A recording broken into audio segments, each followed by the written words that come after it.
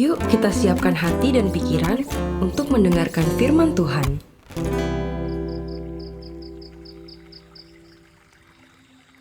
Kejadian 2. Demikianlah diselesaikan langit dan bumi dan segala isinya. Ketika Allah pada hari ketujuh telah menyelesaikan pekerjaan yang dibuatnya itu, berhentilah ia pada hari ketujuh dari segala pekerjaan yang telah dibuatnya itu. Lalu Allah memberkati hari ketujuh itu dan menguduskannya. Karena pada hari itulah ia berhenti dari segala pekerjaan penciptaan yang telah dibuatnya itu. Demikianlah riwayat langit dan bumi pada waktu diciptakan. Ketika Tuhan Allah menjadikan bumi dan langit, belum ada semak apapun di bumi, belum timbul tumbuh-tumbuhan apapun di padang. Sebab Tuhan Allah belum menurunkan hujan ke bumi, dan belum ada orang untuk mengusahakan tanah itu. Tetapi ada kabut naik ke atas dari bumi dan membasahi seluruh permukaan bumi itu. Ketika itulah Tuhan Allah membentuk manusia itu dari debu tanah dan menghembuskan nafas hidup ke dalam hidungnya. Demikianlah manusia itu menjadi makhluk yang hidup. Manusia dan Taman Eden. Selanjutnya, Tuhan Allah membuat taman di Eden di sebelah timur. Disitulah ditempatkannya manusia yang dibentuknya itu. Lalu Tuhan Allah menumbuhkan berbagai-bagai pohon dari bumi yang menarik dan yang baik untuk dimakan buahnya. Dan pohon kehidupan di tengah-tengah taman itu, serta pohon pengetahuan tentang yang baik dan yang jahat. Ada suatu sungai mengalir dari Eden untuk membasahi taman itu. Dan dari situ, sungai itu terbagi menjadi 4 cabang. Yang pertama, namanya Pison, yakni yang mengalir mengelilingi seluruh tanah Hawila tempat emas ada. Dan emas dari negeri itu baik. Di sana ada damar bedolah dan batu krisopras.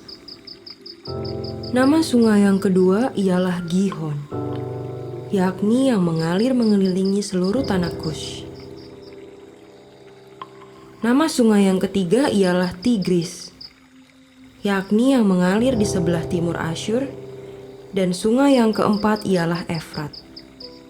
Tuhan Allah mengambil manusia itu dan menempatkannya dalam Taman Eden untuk mengusahakan dan memelihara taman itu.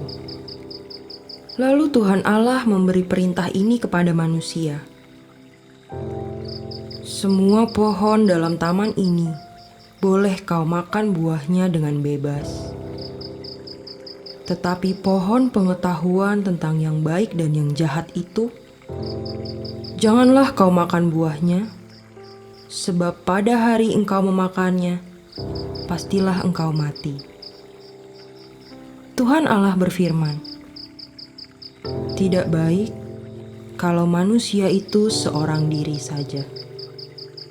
Aku akan menjadikannya penolong baginya yang sepadan dengan dia. Lalu Tuhan Allah membentuk dari tanah segala binatang hutan dan segala burung di udara.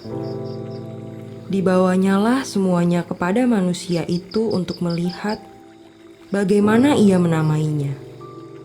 Dan seperti nama yang diberikan manusia itu kepada tiap-tiap makhluk yang hidup, demikianlah nanti nama makhluk itu.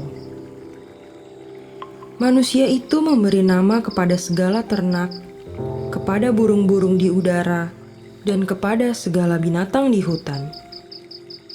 Tetapi baginya sendiri, ia tidak menjumpai penolong yang sepadan dengan dia.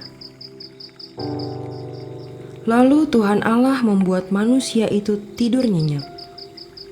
Ketika ia tidur, Tuhan Allah mengambil salah satu rusuk daripadanya, lalu menutup tempat itu dengan daging.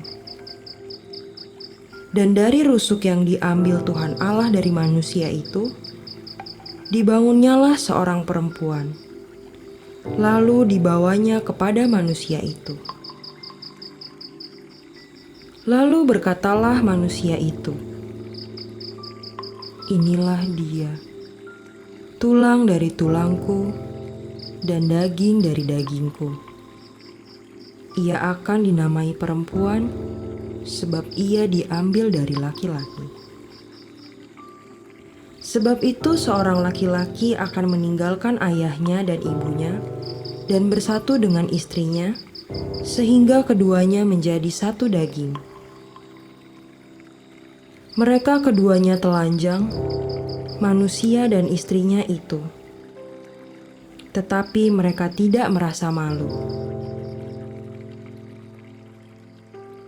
Demikian pembacaan firman Tuhan. Terima kasih sahabat Alkitabku.